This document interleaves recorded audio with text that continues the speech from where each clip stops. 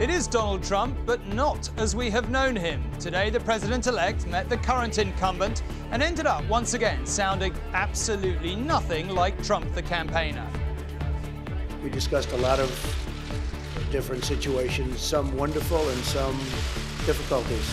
My number one priority in the coming 2 months is to try to facilitate a transition that ensures our president-elect is successful. Michelle, meanwhile, gave Mr. Trump's wife Melania a tour of her new home, what any of us would have given to be a fly on that particular wall. Meanwhile, the new Thatcher and Reagan, Donald Trump calls Theresa May and hints at the kind of close relationship he is looking for. Making America great again, the world tries to work out what that is going to mean for international trade flows. And at home in the UK, tributes to the teenager killed in the Croydon tram crash and the little boy who charmed Prince Harry at the Field of Remembrance.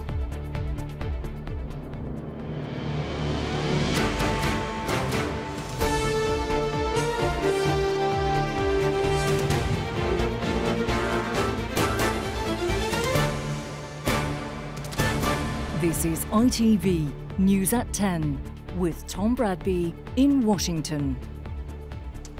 Good evening. Amidst the startling events we've witnessed here this week, it is perhaps easy to forget that at the heart of the action are men and women of ordinary flesh and blood. Today, two of them, two bitter opponents, let's be honest, met face to face for the first time. Donald Trump and Barack Obama together in the White House. Who would have thought it? The verdict of Mr. Obama's staff, well, the meeting was a little less awkward than it might have been. Away from the cameras, their wives met too, and boy, would it have been interesting to hear that particular conversation. President-elect Trump said the two men discussed a lot of things, some wonderful, some difficult. President Obama said he would try to help his former opponent succeed. So the country succeeds. All in all then, Mr. Trump got a pretty friendly welcome at the White House. Okay, coming out. Ready? Okay. The Oval Office, this inner sanctum of power, has seen many remarkable meetings. But perhaps nothing quite like this. Donald Trump has never held office of any kind. He has been the peddler of racist conspiracy theories about this president. And yet here they were, discussing a Trump administration and no doubt the handover of those nuclear strike codes. We discussed a lot of different situations, some wonderful and some difficulties. I very much look forward to dealing with the president in the future, including counsel.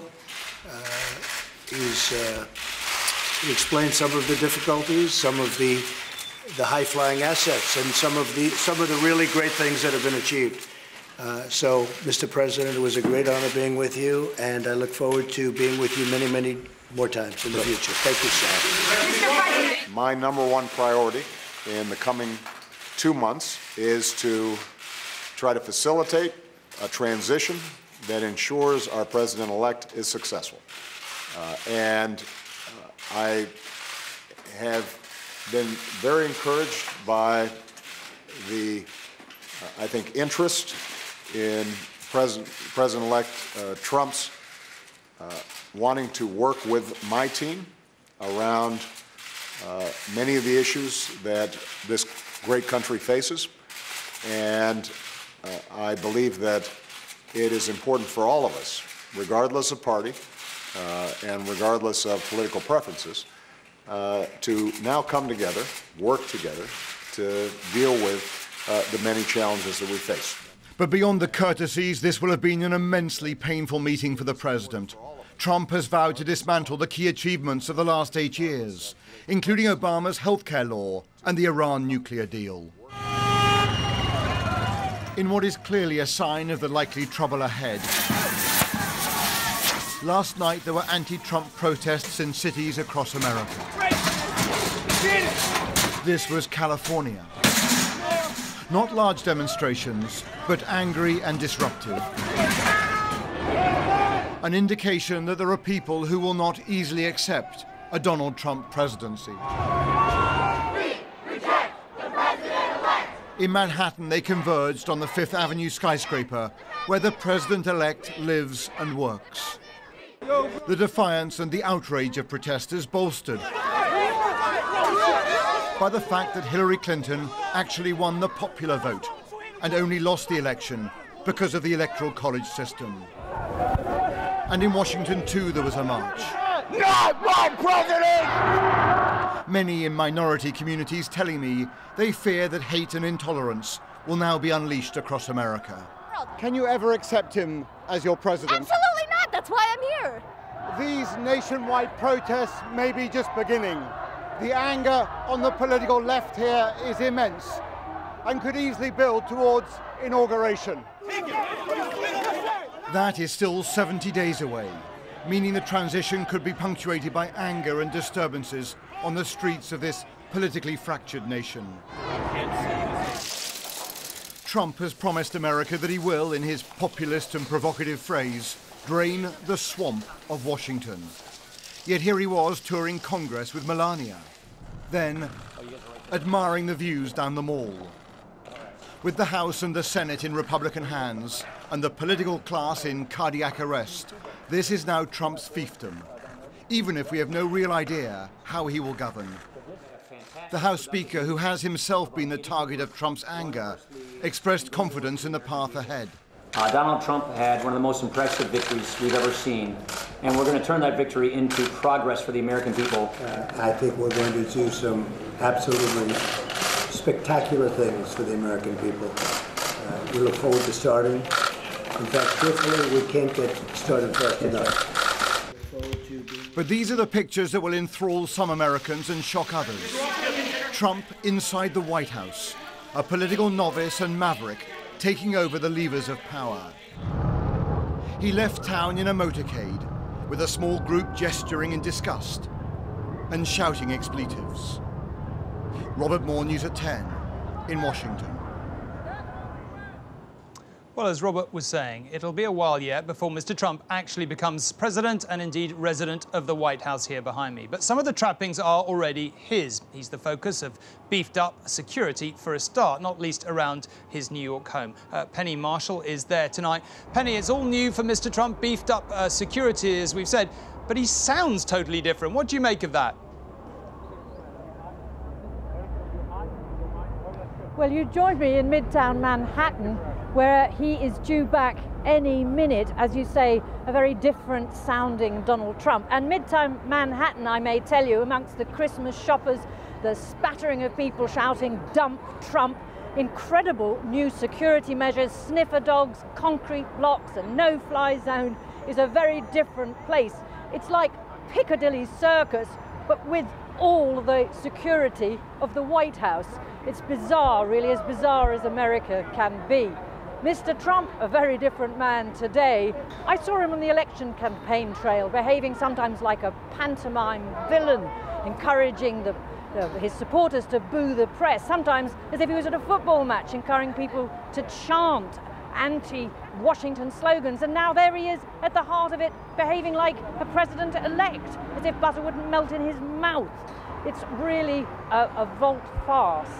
We've seen, or America has seen, Trump, the reality TV star, Trump, the American billionaire, Trump, the rabble-rising and outrageous candidate for president, and now another reincarnation. They're holding their breath.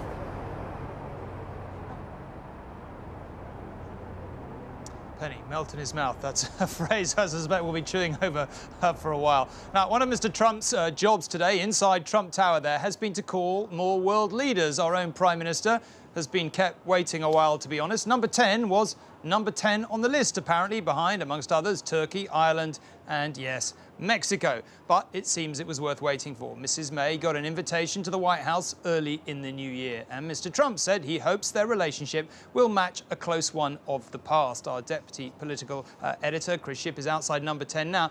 Chris, what do you read into that phone call? Well, Tom, look, you and I both know that from following UK Prime Ministers to Washington and having US presidents here in Downing Street, that the phrase special relationship is almost obligatory now. If it's not mentioned, there's a full-blown crisis on our hands. And Downing Street will be very pleased today that not only was the special relationship mentioned, it was talked about between the two of them, Mr. Trump and Mrs. May, as going from strength to strength. And the President-elect spoke about the UK being a very, very special place to him. Remember, his mother is, after all, from Scotland. And all of that has earned Theresa May a visit to Washington. We think it will happen in the new year. Plenty, of course, to discuss, not least whether or not Mr. Trump's going to make good on that promise he made that Britain would be at the front of the queue in any trade deal after we leave the European Union. Now look, you're right to point out that Theresa May wasn't at the front of the queue on the list of world leaders today. There are, geographical and political reasons why some of those countries were ahead of us, but not entirely clear to many here, while Ireland, for example, and Australia were higher up on his list. The other interesting point, Tom, was the way he referred to that very close relationship that Ronald Reagan had with Margaret Thatcher. Now, I'm not saying for a second that these two are as ideologically close as they were, but the very fact he mentioned it in that phone call rather suggests that he might think he can emulate it. OK, Chris, thank you very much. We will see. But before Mrs. May starts packing for her trip, there is groundwork to be done on a future trade relationship. Today, her Chancellor, Philip Hammond, said he favours free markets and free trade, not the protectionism that Mr. Trump appears to be planning. American industry, though, seems to like those plans. The Dow Jones index hit a record closing high this evening of more than 18,800 points, up more than 200 points. So in a Trump presidency, what will the future of trade be? Donald Trump has never hidden his disdain for international free trade. It's left millions of our workers with nothing but poverty and heartache. He says America's deals are a disaster. I intend to immediately renegotiate. And he's even threatened to rip them up and start all over again. Americanism, not globalism.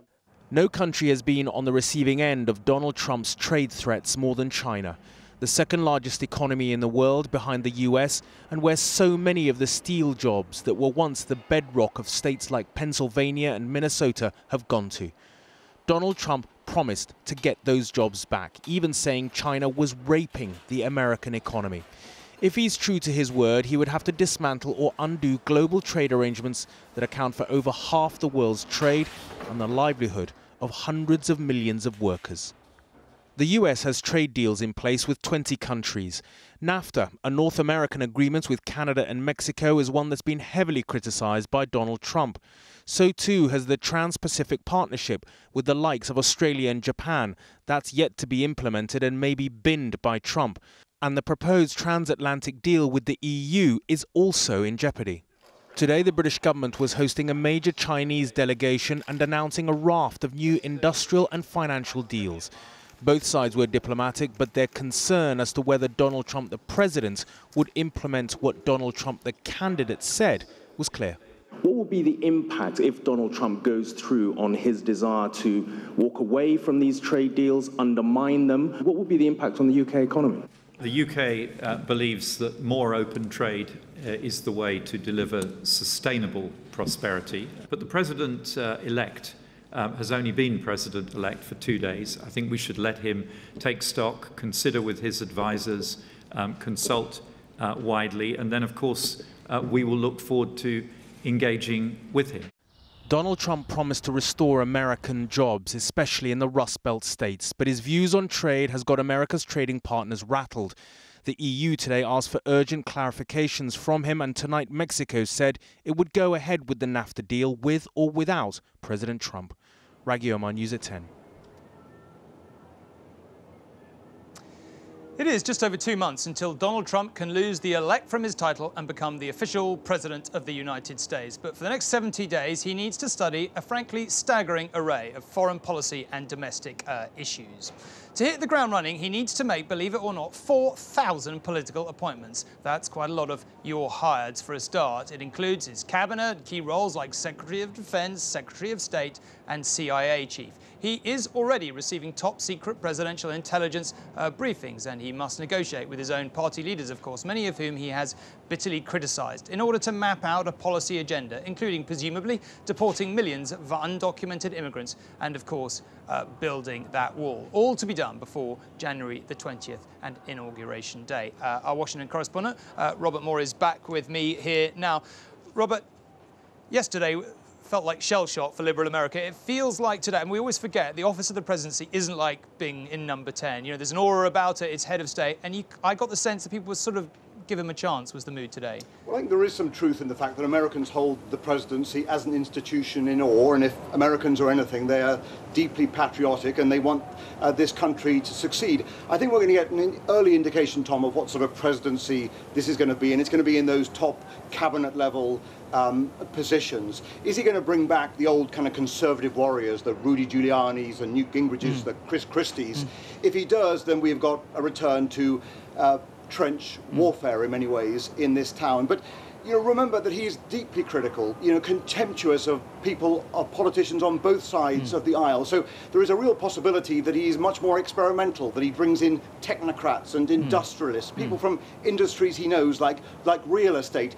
And that would make this presidency less partisan, but perhaps even more experimental. OK, well, very interesting, though, for sure. He's promised to do a number of things very quickly. Repeal Obamacare, massive tax cuts, and, well, he's done a whole bunch of things. But let's just stick with those, first of all. What do you make of his immediate promises? Well, look, I think we're going to find out very early on why there is so much distress in the White House. I mean, they feel that their signature achievement in domestic policy, this healthcare reform law, is going to be ripped up by an incoming President Trump. There's grave concern, too, that he will try and undermine the critical Iran nuclear deal. European allies may contest about that. But it does return us, Tom, tonight to this sort of central question. Can the establishment here contain, constrain, tame Donald Trump, or is he a true insurrectionist and he's prepared to try and take on the political elite that he's railed against for months on the campaign trail? OK, it's never going to be less than interesting.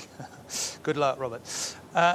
The target, certainly, of the early part of Mr. Trump's campaign, the people of Mexico, are now hoping his promises, or maybe you'd say threats, of building a wall and ending a trade deal won't actually come to anything. In Mexican border towns, they are worried they may struggle to accommodate undocumented immigrants made to return home. But many of the Mexicans we spoke to today are actually more hopeful than fearful. The Mexican people have heard a lot from Donald Trump and not much of it positive. In fact, a Trump victory was said to be as damaging as a hurricane to this country, and a 20-year low for the peso when he won seems to support that. So, after threats to build walls, review billion-dollar trade deals and return millions of undocumented Mexicans, what is it that worries them the most?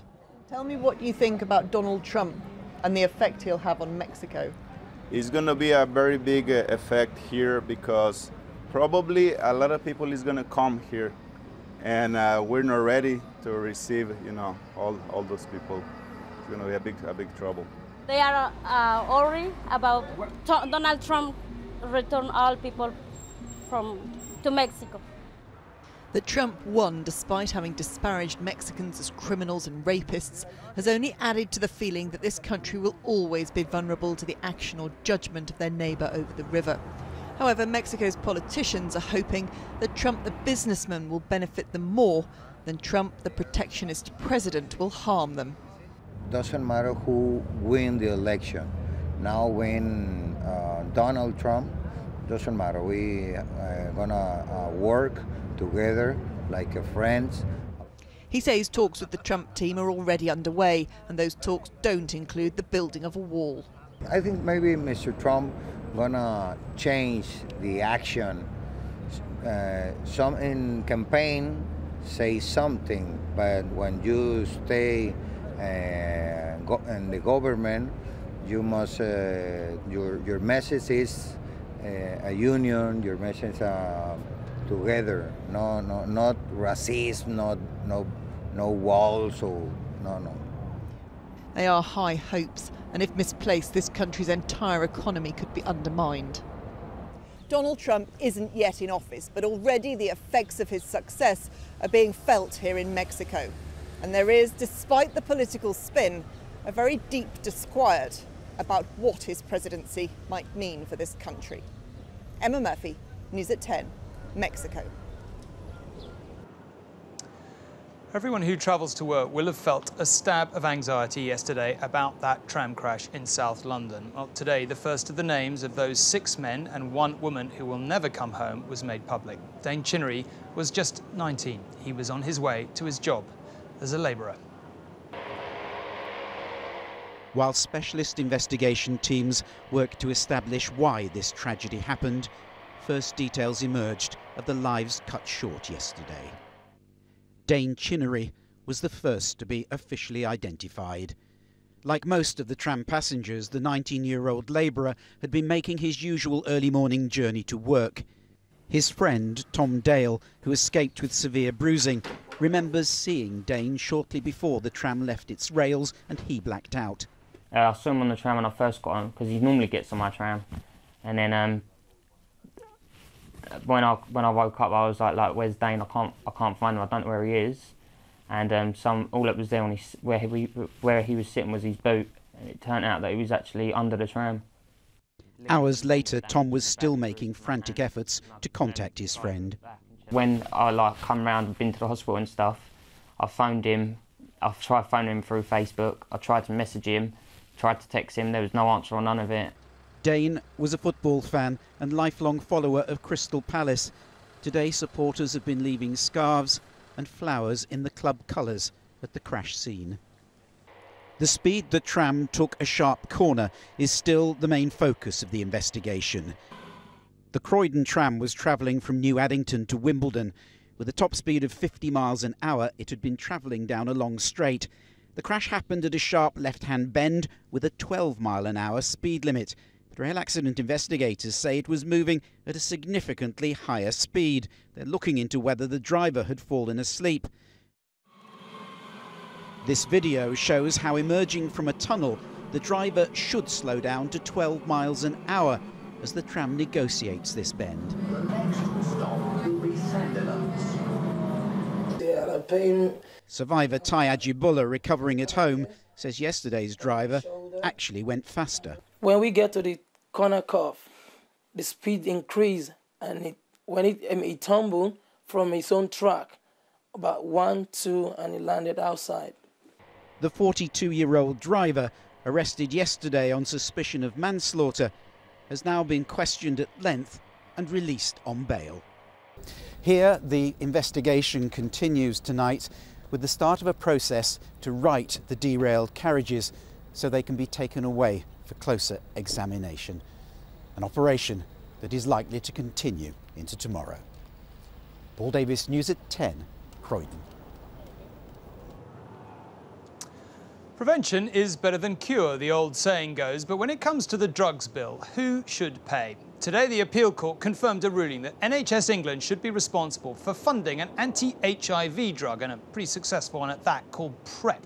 It offers more than 80% protection against catching the virus. But whilst NHS England decides where the money will come from, the ruling could mean it has to pay for other preventative treatments and services as well. This is the drug known as PrEP, which prevents HIV infection.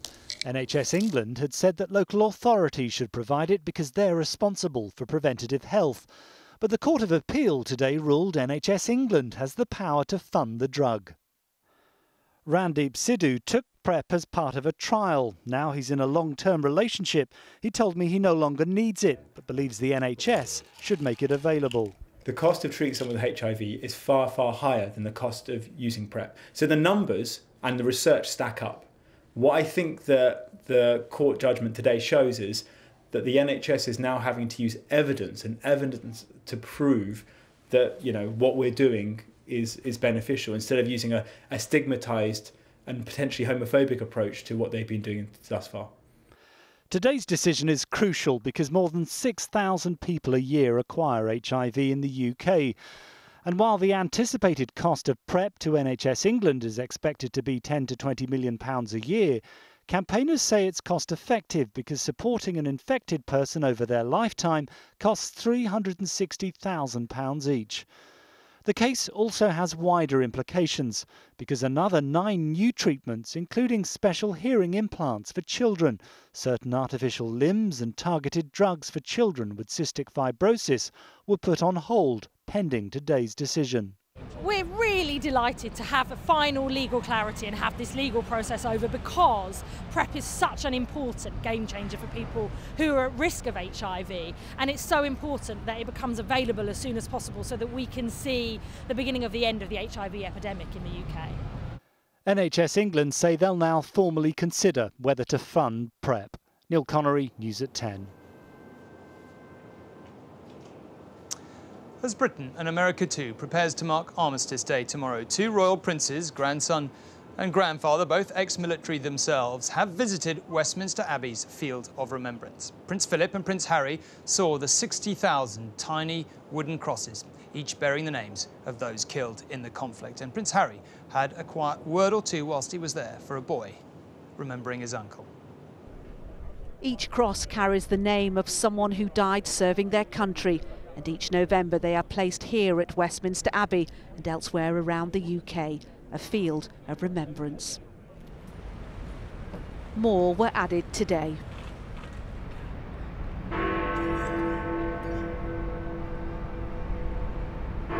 Two generations of royal servicemen standing side by side and leading the tributes. Prince Philip, who served in World War II, and his grandson Prince Harry, who served on the front line in Afghanistan. Prince Philip, now 95 and a veteran of this ceremony, shared the memories as the guests stood in line, back straight, like the old soldiers they are. Very emotional, and when you look at all the crosses on the Bomber Command plot, which are only a fraction of the numbers of the 55,000 who were lost during the bombing campaign.